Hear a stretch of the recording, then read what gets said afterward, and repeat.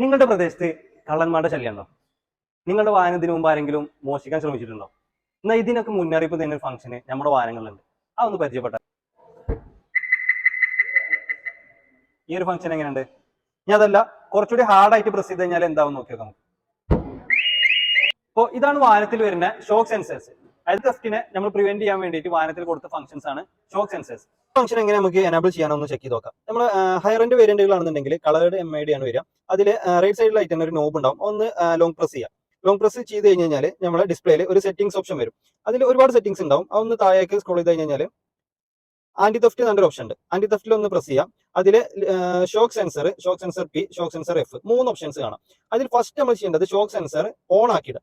On ആക്കി കഴിഞ്ഞാൽ successful കൊടുക്കുക.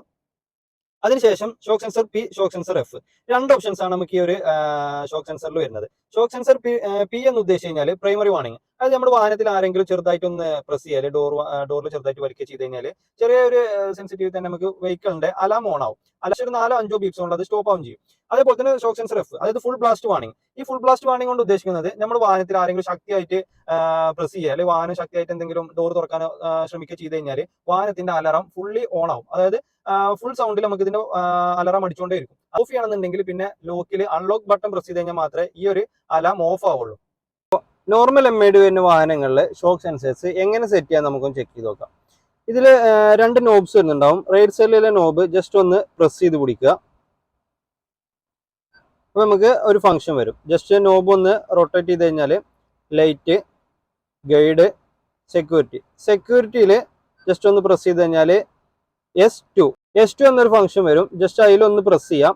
അതിൽ SL1, SL1 അതിനെ സൂചിപ്പിക്കുന്നത് ഷോക്ക് സെൻസർ എനേബിൾ ചെയ്യാനുള്ള ബട്ടണാണ്. SL2 എന്ന് ഉദ്ദേശിക്കുന്നത് ഷോക്ക് സെൻസറിനെ ഓഫ് ചെയ്യാനുള്ളതാണ്. അപ്പോൾ നമുക്ക് ഷോക്ക് സെൻസർ ഓൺ ആക്കാൻ വേണ്ടിയിട്ട് SL1 പ്രസ് ചെയ്യാം. സക്സസ്. S3 കൊണ്ട് ഉദ്ദേശിക്കുന്നത് ഷോക്ക് സെൻസറിന്റെ പ്രീ വാർണിംഗ് ആണ്.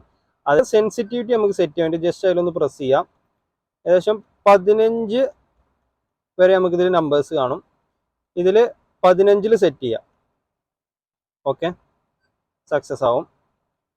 അടുത്തത് വരുന്നത് S4 എന്ന് പറഞ്ഞു കഴിഞ്ഞാൽ ഫുൾ ബ്ലാസ്റ്റ് വാർണിംഗ്.